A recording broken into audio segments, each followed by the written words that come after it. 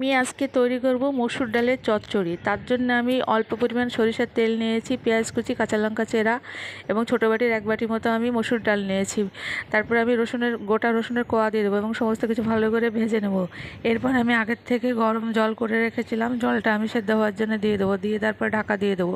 ঢাকনা খুলে দেখবো আমার মসুর ডালটা সেদ্ধ হয়েছে কিনা। সেদ্ধ হয়ে যাওয়ার পর আমি দিয়ে দেবো স্বাদ অনুপাতে লবণ আর দিয়ে দেবো অল্প পরিমাণে হলুদ গুঁড়ো। এরপরে সমস্ত কিছু নেড়ে চেড়ে আমি ভালো করে একটা বাটিতে আমি ঢেলে নেব। ঢেলে নেওয়ার পরে আমি ফোড়ন দেওয়ার জন্য দিয়ে দেবো পরিমাণ মতো সরিষার তেল, 5 ফোড়ন, পেঁয়াজ কুচি, গোটা শুকনো লঙ্কা আর রসুন থেতো করে দেবো। এরপরে ভালো করে আমি ভেজে নেব। সমস্ত কিছু ভেজে নেওয়ার পরে আমি সেদ্ধ হওয়া ডালে দিয়ে দেবো। ডালে ভালো করে নেড়ে চেড়ে আমি খুব অল্প আঁচে আমি এটা বসিয়ে রাখবো। বসিয়ে রাখার পরে আমি দিয়ে দেবো টমেটো কুচি। টমেটো কুচি দিয়ে দেওয়ার পরে ভালো করে নেড়ে চেড়ে আমি আরেকটু গ্যাসের উপরে রেখে দেবো। আমার এই মসুর ডালের চচ্চড়িটা যদি আপনাদের ভালো লেগে থাকে তাহলে ফেসবুক থেকে যদি দেখে থাকেন তাহলে অবশ্যই একটা ফলো করে দেবেন। আর ইউটিউব থেকে যদি দেখে থাকেন তাহলে অবশ্যই লাইক, কমেন্ট, শেয়ার করার অনুরোধ রইল।